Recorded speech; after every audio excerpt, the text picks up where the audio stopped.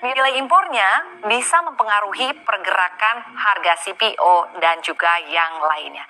Sekarang kita lihat lagi ya, untuk pergerakan komoditas emas yang katanya tahun ini akan bergerak cemerlang.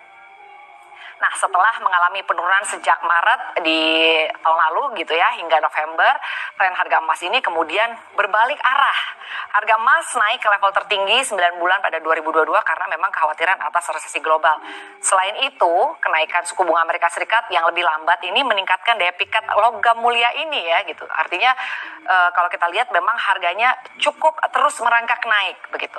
Direktur Eksekutif Center of Economic and Law Studies Bima Yudhistira mengatakan dengan kondisi ekonomi global yang diperkirakan masih dihantui resesi, maka emas menjadi instrumen investasi safe haven atau aman gitu ya.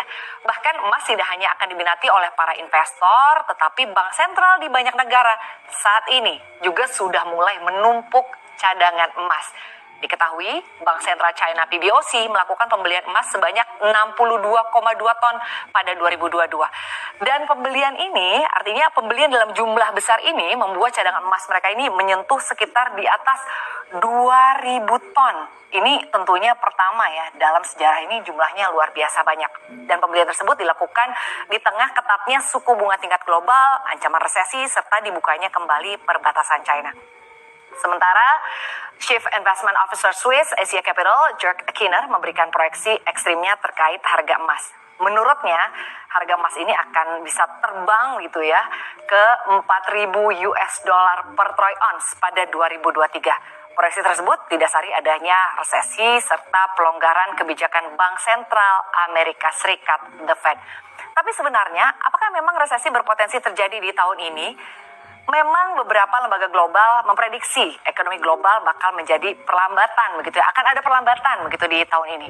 International Monetary Fund atau IMF dalam rilis proyeksi ekonomi terakhirnya juga memprediksi bahwa pertumbuhan ekonomi di negara maju pada tahun ini memang masih belum cerah.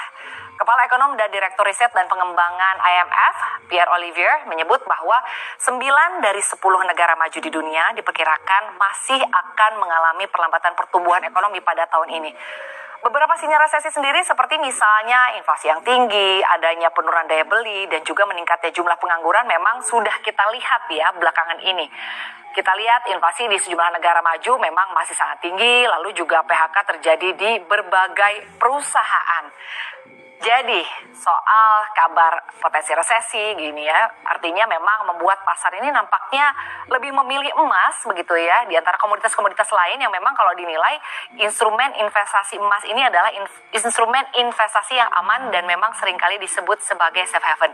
Dan ini juga disinyalir menjadi salah satu penyebab harga emas akan cemerlang di sepanjang tahun 2023. Jadi kalau pemirsa berinvestasi di mana? Apakah juga turut memborong emas? Ya, kita lihat aja ya ke depannya harga emas akan seperti apa.